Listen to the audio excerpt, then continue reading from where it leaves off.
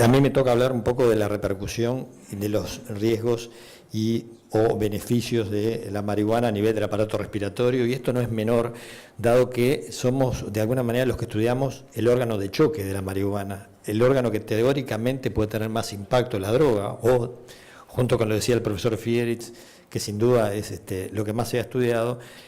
En nuestro caso, en la medicina respiratoria, la verdad que tenemos relativamente poca evidencia, por distintas causas, porque el consumo es distinto en distintas partes del mundo, porque en muchos lugares los estudios son con cannabis junto con tabaco, con distintas calidades de drogas, entonces no sabemos bien qué está pasando con el aparato respiratorio.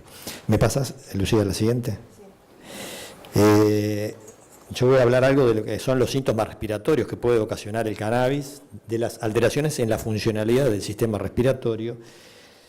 No sabemos bien si en alguna medida hay un riesgo real, aparentemente no por ahora se ha determinado un riesgo real de enfermedades obstructivas crónicas por el cannabis, y la profesora Delgado va a hablar luego de la posibilidad de tener un vínculo con el cáncer de pulmón.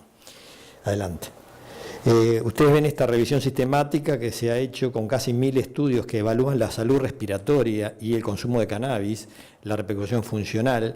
De casi 1000 estudios, solo 34 tenían algún grado de relevancia desde el punto de vista de cómo estaban diseñados los estudios para tener en cuenta. Adelante. ¿Por qué no sabemos? No sabemos porque los estudios, como yo les decía, se dan siempre dentro de un marco de ilegalidad en el mundo. Todos los estudios que tenemos se dieron en situaciones de ilegalidad donde el registro de los datos son poco confiables por lo menos. En segundo término, hay coconsumo de sustancias con tabaco y otras que ensucian los estudios epidemiológicos o los estudios de seguimiento. Esos estudios no son comparables, como decíamos, por las distintas calidades de la droga, las diferentes formas de cuantificar el consumo, porque es difícil cuantificar el tamaño de un cigarrillo, que es consumir 1, 2 o 3 cigarrillos. Es más fácil de repente el paquete año, que estamos tan acostumbrados en tabaco como índice de consumo, pero es más difícil en marihuana. Y otra cosa muy importante es que no hay muchos estudios que tengan un seguimiento de fumadores pesados, fumadores crónicos, y que tengan un índice acumulado de consumo importante. Todo esto se suma a que desde la especialidad nuestra los estudios de función pulmonar son difíciles de interpretar a veces porque, como ustedes van a ver, puede dar hiperinsuflación y aumento de la capacidad pulmonar la marihuana, y por otro lado, en forma contraria, puede dar obstrucción. Adelante. Uno debería pensar que la marihuana podría ser tóxica a priori, dado que uno, cuando se inhala la marihuana, la retención de alquitrán es 3 veces mayor que con tabaco, la retención de monóxido de carbono se multiplica por 5 y la retención de partículas insolubles inhaladas se multiplica por 4. Entonces, ¿por qué no pensar que hay un riesgo potencial? Adelante. Cuando se estudian las biopsias histológicas de la mucosa de los bronquios, ustedes ven a ver que pasa lo mismo que con el tabaco. Hay inflamación, hay hiperplasia de los vasos, hay hiperplasia de las glándulas submucosas, o sea que es prácticamente la misma repercusión histológica del tabaco y la marihuana. Adelante. ¿Qué pasa con los síntomas respiratorios? Esto es lo que estamos todos en la medicina respiratoria bastante de acuerdo. La marihuana multiplica el riesgo por 2 o más de síntomas como tos, expectoración, sibilancias o broncoespasmo. Esto está bastante claro, y fíjese que este estudio de más de 1000 pacientes, solo con el consumo de un cigarrillo a la semana se vio estos índices de riesgo. Adelante. Este estudio del Instituto Nacional Americano siguió 6.700 pacientes. Es un estudio en realidad diseñado para morbilidad cardiovascular, y en esos pacientes se evaluó el consumo de marihuana y tabaco y se hicieron estudios de función pulmonar. Lo que se vio que la marihuana duplica o más, como ustedes ven allí, la posibilidad de tener bronquitis crónica, tos, sibilancias y flemas. Y lo interesante de este trabajo es que muestra que los síntomas de marihuana aparecían en los fumadores de marihuana 10 años antes que en los consumidores de tabaco. O sea que aparecían más jóvenes, en consumidores más jóvenes que con los que consumen tabaco. Adelante. La bronquitis crónica, que todos conocemos, es muy claramente determinada por la marihuana, y en esto sí hay consenso. En este estudio de 300 pacientes que se siguieron 10 años, tienen un índice, claro, aumentado de bronquitis crónica, pero lo interesante, y ya lo decía el profesor Fielis, pasa lo mismo que con las enfermedades psiquiátricas, o los síntomas psiquiátricos. Al revertir la cesación, por suerte, regresan totalmente la bronquitis crónica. Adelante. ¿Qué pasa cuando uno va a hacer estudios de función pulmonar? Acá, cuando uno estudia en agudo y el paciente consume un cigarrillo de marihuana y se hace una prueba de función pulmonar, lo que está claro es que inicialmente puede dar broncodilatación, que dura una o 2 horas, aparece la broncodilatación, pero este es un efecto que es muy transitorio, no permanece en el tiempo. Si bien en algún momento en el pasado, hace más de un siglo, se pensó si esto podía tener utilidad en el asma, por ejemplo, hoy se sabe que no tiene ningún tipo de utilidad y no hay un beneficio terapéutico en el asma. Adelante. ¿Qué pasa cuando uno estudia el efecto en la repercusión del funcional respiratorio crónico? Es decir, el paciente sigue consumiendo y qué va pasando con su función pulmonar. Ahí la cosa, ustedes ven que es muy variada. En rojo son las evidencias que realmente deterioran digamos, la función pulmonar, y en verde las que no deterioran o no alteran demasiado. O sea que todos los trabajos son bastante controversiales en este punto. Adelante. ¿Qué pasa en realidad? Tenemos, como yo les decía, muy pocos estudios en fumadores pesados. ¿Qué decimos que es un fumador de marihuana pesado? El que fuma más de 20 joints año. Y ustedes me dicen, ¿qué quiere decir esto? Quiere decir que el paciente fuma un cigarro por día durante 20 años. O sea, multiplicamos el número de cigarros día por el número de años que fuma el paciente. Y eso nos da el índice de consumo de marihuana. Y no tenemos muchos estudios en esta población. Lo que sí sabemos que, como les decía, la inspiración profunda que ya se mencionó en las maniobras de Valsalva y la retención que hace el consumidor de marihuana aumenta la capacidad vital forzada por un estiramiento pulmonar, el aumento del stretch pulmonar. Pero esto se acompaña a su vez de aumento de la resistencia de las vías aéreas, o sea que es como contradictorio. Aumenta la capacidad pulmonar, pero por otro lado tiende a dar obstrucción. Adelante.